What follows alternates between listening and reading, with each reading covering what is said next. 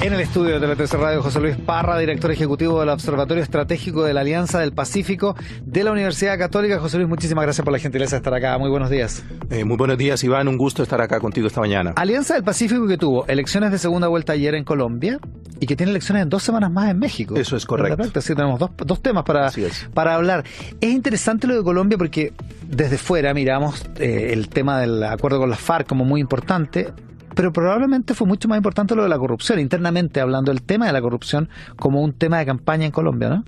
Sí, yo diría que hubo un cambio entre la primera y la segunda vuelta. En la primera vuelta yo diría que ese fue un tema muy importante, el tema de los acuerdos de paz y si se iban a cambiar o no se iban a cambiar.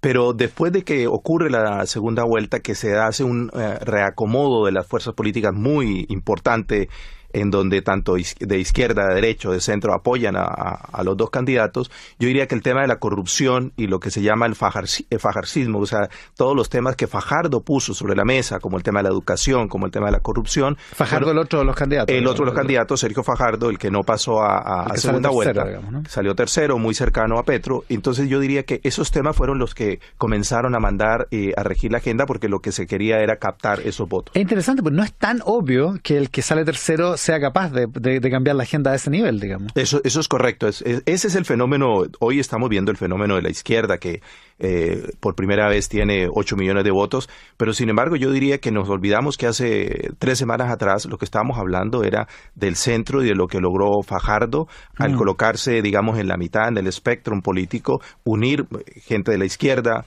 y algunos de la derecha y colocar una agenda, digamos, más vanguardista y con temas sociales más que los otros dos candidatos. ¿Colombia es una sociedad más bien conservadora, comparándola con Chile, por ejemplo? Políticamente hablando. Políticamente hablando, sí. Definitivamente hay muchos estudios al respecto desde el ámbito político de cómo siempre ha estado gobernado por una clase política y donde se han ido pasando y donde hay muchos nietos, hijos, etcétera, que han sido presidentes. Desde el punto de vista más social y valórico, yo diría que Colombia es una sociedad que posiblemente es mucho más abierta que la más chilena. Abierta que la chilena. Así es. ¿En qué sentido? ¿En legislación? En legislación, en la participación femenina, desde hace muchos años. Bueno, esta es un tema también histórico. Vamos a tener una vicepresidenta por primera vez y posiblemente queda muy expectada para los siguientes 4 años, ¿no? Y desde hace muchos años que las cancilleres, por ejemplo, son mujeres en Colombia. Y de hecho uno de los aspectos que Iván Duque ya ha dicho es que va a tener el 50% de mujeres en el gabinete. Gabinete paritario. Gabinete paritario. Vamos a ver si le resulta, pero por lo menos está ahora en su Pero promesa. esas son las intenciones. ¿Y qué se puede esperar entonces de Iván Duque? Mira, yo quisiera partir primero, Iván, destacando los aspectos positivos de la jornada de ayer y ver aspectos negativos y sobre todo los retos, que yo creo que hay que olvidarse ya. El triunfo fue ayer y ahora lo que viene por delante es lo más complicado. Yo creo que hay aspectos positivos. Primero, reafirmar que hubo una votación en paz en más de las 12.000 mesas de votación, no hubo ninguna situación que lamentar. En segundo lugar, que vamos a tener a una mujer como vicepresidenta, también estaba en la otra fórmula. En tercer lugar, yo destacaría el tono conciliador del candidato, del ahora presidente electo Iván Duque, invitando a generar consensos en temas que hoy dividen mucho al país. El cuarto aspecto es que Petro reconoció, digamos, en su discurso el día de ayer el triunfo ineludible de Duque. Y en quinto aspecto, el tema del presidente Santos, también invitando a Duque a hacer una transición como corresponde, como estamos acostumbrados acá en Chile. Ya se nombraron, digamos, los que van a ser los gerentes que van a estar negociando. Yo diría que esos son aspectos que son positivos, que hay que destacar del día de ayer. Ahora, aspecto negativo, la polarización. Definitivamente hay una polarización muy fuerte a la cual el presidente Duque va a tener que enfrentarse. En cómo es capaz de ir generando consenso en materias que definitivamente, si no se genera consenso, va a ser muy difícil de avanzar en el país. ¿Cómo se expresa esa polarización? Bueno, porque no es necesariamente violenta, digamos, ¿no? No es necesariamente violenta. Yo creo que en el tema de los votos, o sea, el tema de que la izquierda, como hoy se dice, yo creo que livianamente, porque hay que examinar muy bien quiénes fueron las fuerzas que participaron, el que hayan obtenido la cantidad de votos, quiere decir que hay una polarización en el país bastante fuerte, ¿no? en el tono. Ese es un tema muy negativo. La campaña fue una campaña muy sucia, como la estamos viendo en México, muy sucia, con declaraciones, con tratar de encontrarle a cada uno de los candidatos las cosas más malas, y sobre todo yo creo que de parte de Petro, hasta hace 2 días atrás tuvo que borrar un tuit donde decía que si Duque ganaba iba a gobernar con los narcotraficantes y etcétera. Estuvo dura. Estuvo muy dura, muy dura la confrontación. Inhabitualmente, o sea, digo, excepcionalmente dura. Yo diría que excepcionalmente dura. Siempre las campañas a uno se le olvidan y tiene que comenzar a rebobinar qué ha pasado en los años anteriores. Siempre son tensas y todo. Pero otra cosa es la campaña sucia. Sí, yo creo que la campaña fue sucia. ¿Hay futuro para la izquierda en Colombia después de lo de Petro? Yo creo que sí, yo creo que la hay, y yo te diría más que una izquierda pura. Yo creo que hay una centro izquierda. Sí, porque la izquierda más extrema está borrada por el fenómeno terrorista, ¿no? Exactamente, definitivamente las FARC y todos los el ELN y todos los grupos guerrilleros ahuyentaron, digamos, a los votantes porque no quieren ese tipo de izquierda y porque se asocia a eso. Tiene que pasar varias décadas posiblemente. Pero sí creo que para la centroizquierda, y va a depender mucho de los resultados de lo que logre Duque en estos 4 años, posiblemente pueda armarse y tener posibilidades. O sea, ya hoy lo tienen en la Cámara y en el Senado, aunque es relativamente bajo la participación que tienen, pero creo que si se arman podrían tener posibilidades a futuro. Las FARC sacaron un 1% de la votación en las elecciones parlamentarias de marzo. No fueron capaces de llevar finalmente candidato presidencial en esta contienda. Están electoralmente derrotadas también. Absolutamente. Ya no solo militarmente. Si eso es así, ¿tiene sentido insistir en cambiar los acuerdos de paz, en cambiar los aspectos de la justicia transicional que han sido los más controvertidos en esos acuerdos? ¿Tiene sentido que Iván Duque siga adelante con eso? Es una pregunta bastante compleja, digamos, porque primero él estuvo desde la vereda del sí respecto a del no respecto al referéndum que hubo en Colombia. Yo creo que lo que a mucho colombiano le cuesta pensar es que frente a las atrocidades que cometieron las FARC no vayan a tener un solo castigo, o no vayan a estar en la cárcel, o no vayan a estar en algún lugar recluidos, y que directamente hayan pasado a ser parte, digamos, del Senado y de la Cámara. Yo creo que eso es algo que divide a los colombianos, porque no hubo un punto medio.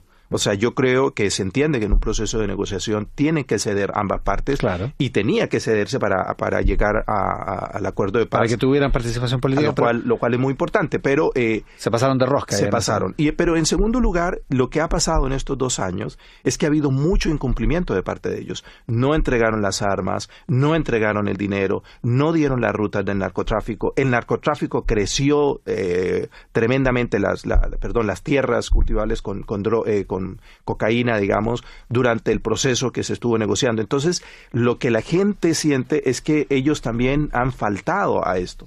Yo tuve la oportunidad de conversar con personas que participaron en Colombia en distintas fundaciones y que dejaron todo, gente que viene de haber perdido a sus padres por la guerrilla y que fueron capaces de darle vuelta a la página para colaborar con el proceso de paz, y sin embargo sienten mucha frustración porque sienten que la implementación se sienten traicionados. Entonces yo creo que ahí hay algo que gran parte, o una parte de la población muy grande, y por eso ganó Duque, quiere que haya un cambio al respecto. O sea, efectivamente va a tener que haber un cambio, va a tener que haber algo. Yo creo que va a tener gente, mira, ¿no? Desde el punto de vista jurídico se podría hacer el cambio dentro de los 3 puntos que menciona el presidente electo Duque.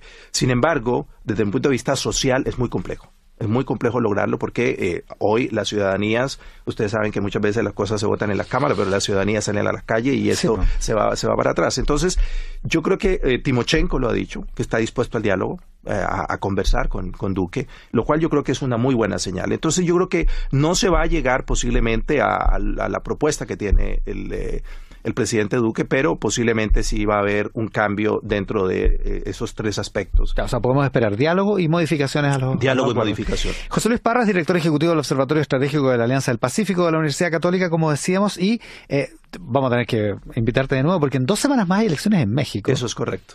que además son en una sola vuelta, que es una cuestión, lo hablábamos antes de salir al aire, es bien curioso que haya una sola vuelta en México. Sí, eso se ha criticado y se ha dicho mucho que definitivamente tiene que cambiar la Constitución en México, porque esto de una vuelta, de una sola vuelta en un país tan grande es muy complicado, es muy complejo y se está viendo ahora, digamos, en donde definitivamente la izquierda va a ganar en México.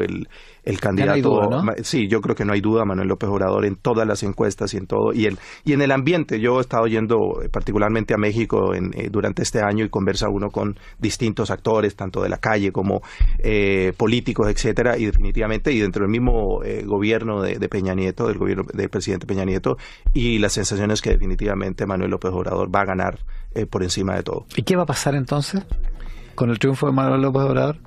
Mira, yo siento a pensar que porque sea el mismo efecto, que esto va a ser como Venezuela, lo mismo que pasó en Colombia. Allá la parte de Venezuela ha sido mucho menos. Yo te diría que la influencia sobre el tema de Venezuela, tal vez porque está un poco más retirado, sí ha salido en varios momentos, pero yo te diría que es mucho más lejano en ese sentido. Yo creo que en México la discusión está con el tema con Estados Unidos. Claro. El tema de migración, el tema de la guerra comercial, el tratado de libre comercio, la negociación con Canadá y Estados Unidos. Mira, hay una frase que dicen los mexicanos, un dicho que dice que una cosa es con guitarra. Una cosa es muy distinta cuando ya tiene la guitarra. Otra cosa es con guitarra. Otra cosa es con guitarra. Y yo creo que Manuel López Obrador va a tener que, de alguna manera, moderar muchos de los temas que ha dicho. Definitivamente sí vamos a ver un movimiento más hacia un nacionalismo, que es lo que promueve Manuel López Obrador. Que con Trump como vecino tiene todo el caldo exactamente, para cultivarse. Todo a favor, digamos, porque Trump se lo coloca, digamos, en bandeja. En el tema económico, tiene algunas personas que conozco, digamos, empresarios que posiblemente son más cercanos, digamos, a promover el libre mercado con mayor intervención del Estado, pero no se espera, digamos, un cambio tampoco tan brusco.